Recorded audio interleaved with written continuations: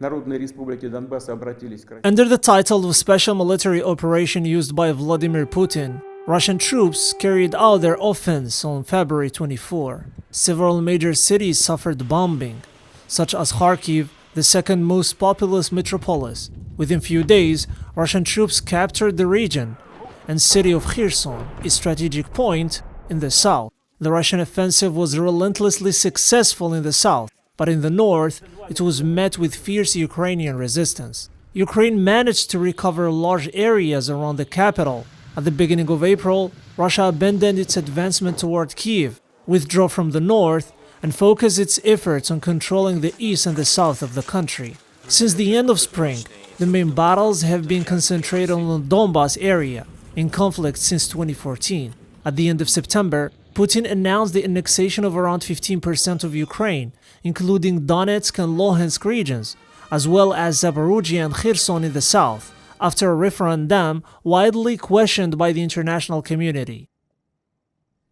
In mid-September, Ukraine claimed to have recaptured the cities of Izium and Kupiansk, east of Kharkiv, two logistics centers used by Russia to supply its Donbas troops.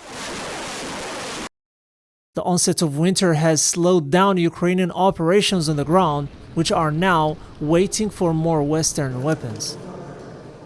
The conflict between Russia and Ukraine has entered its 10th month so far, with no end in sight.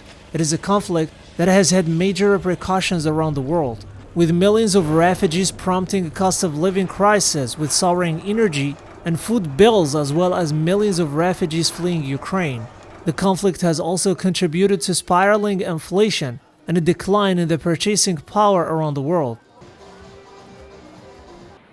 Before the conflict, around 40% of Europe's gas supplies came from Russia. In response to Western sanctions, Russia has reduced gas supplies to a trickle, forcing energy prices on the international market to shoot up to record levels. Europe, in turn, has been trying since then to reach a consensus to put a price cap on Russian energy.